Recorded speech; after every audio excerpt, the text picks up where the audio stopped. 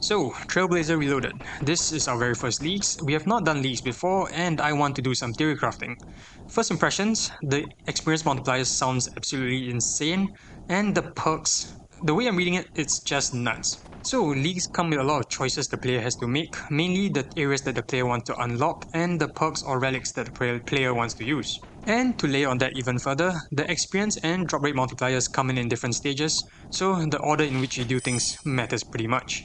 We're gonna have to make our first big choice pretty soon, and the relic I've chosen to go with is Production Prodigy. Production Prodigy is a pretty useful and I would say safe bet. In the early game, it gives you a plus 12 boost, so you can access better training methods off the bat. And in the late game, it saves you half the EXP you will need to max the skill. Essentially, you have max level at level 87 with the plus 12 boost putting you to 99, and you don't have to get pretty much half the EXP. Alright, so theory crafting. A good place to start would be to pick out the endgame content we want to do and work towards that. Let's call the endgame content we want to tackle the big three. The big three for me are the Chambers of Xeric, Tombs of Mascot, and the Inferno. If we can and we have the time, I want to make an Inferno attempt. My main does not have an Inferno cape yet, and this might be a great place to start learning. This league, we're given 5 areas to play in, 2 of it are default choices, and we get to pick the next 3. For the big 3 that we want to tackle, the Inferno is in Karamja, which is a default pick, and the Chambers of Xeric and Tombs of a Mascot are in the Corrend area and Desert area respectively. I'm just gonna call it Zaya from now on. So, based on the content that we want to do, 4 out of the 5 areas are chosen for us already. If you're following along with the math, this leaves us with just 1 out of the remaining 5 areas to pick from. I want to think of this as a supporting region, basically a region where it helps us complete the big 3. The supporting region would essentially need to fill in any gaps in gear or equipment that we may need. At the same time, this is where our choice in relic matters. Any shortfall in gear can be boosted by the relic we choose and should make up for any less than ideal setup. So I've given it some thought, and the supporting region we're picking is Ascania. Ascania, and I'm probably butchering the pronunciation, has 2 things that we're after: Full Void and the God Wars Dungeon. Thinking about it now, this choice was really a no-brainer. Full Void is a great early game armor set with many perks, and the God Wars Dungeon has a full set of equipment for all parts of the combat triangle for the late game. I may have called it a no-brainer, but it was actually a close fight between 3 regions: Ascania, Kendarin, and the Elf people. Tirawin. Yeah, I'm not gonna get that. The Elflands. Before we're carrying on, we're picking our second relic, and it's a no-brainer: Fairy's Flight, definitely better than Globetrotter.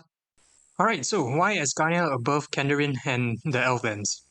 Endgame content in the Elflands is Zora and Crafted Gauntlet, and that's pretty range heavy.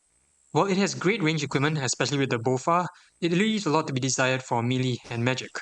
Kendarin, on the other hand, was a significantly more balanced option. It had stuff for range, melee, and mage.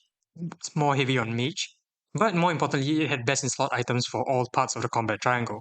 However, for our case, its utility is very limited. The only weapon worth getting for our purposes would have been the Trident of the Seas. This is especially important because if we do not pick the Mage Combat Relic, the Trident of the Seas would be the fastest mage weapon that we would have. This is important especially for Chambers of Xeric because we're going to be doing solo runs, and we would definitely need a 4-tick mage weapon. Other than Trident of the Seas, you would also be able to get Zenite Jewelry, which would be the best in slot jewelry for all parts of the combat triangle. However, in terms of main gear, it leaves a lot to be desired. So that's why we picked Ascania. It had early game potential, late game potential, and supported all parts of the combat triangle. We haven't really decided what we're going to pick for our combat relic, but I think we'll cross that bridge when we come to it. For now, let's just focus on completing tasks, unlocking relics, and unlocking areas. Which reminds me, we need to talk about our previous relic choice. Fairy Flight versus Globetrotters? Yep, I checked, the relic is called Globetrotter. So yep, for me this one really was a no-brainer. Being able to teleport to your farming patches means you can do as many farm runs as you want, and when we unlock recall later on, this will even just get even better. Plus, being able to use the fairy ring network from anywhere, that's the dream. Globetrotter has one major downside: once you complete your player-owned house, essentially the relic becomes irrelevant. Of course, the same can be said for Fairy Flight, but the 2 leprechauns, that's the one that makes it better. We completed enough tasks to unlock our next area, so here it is. What we haven't talked about yet is the order in which we are unlocking areas, and this one is kind of interesting. So my theory goes something like this. With Asgania unlocked, we have the full free-to-play non-PvP map unlocked, and this should be a very self-contained region. Self-contained would mean I'm able to find any skilling equipment that I will need, especially for the early game because it's free to play, and I should not hit many roadblocks when completing tasks.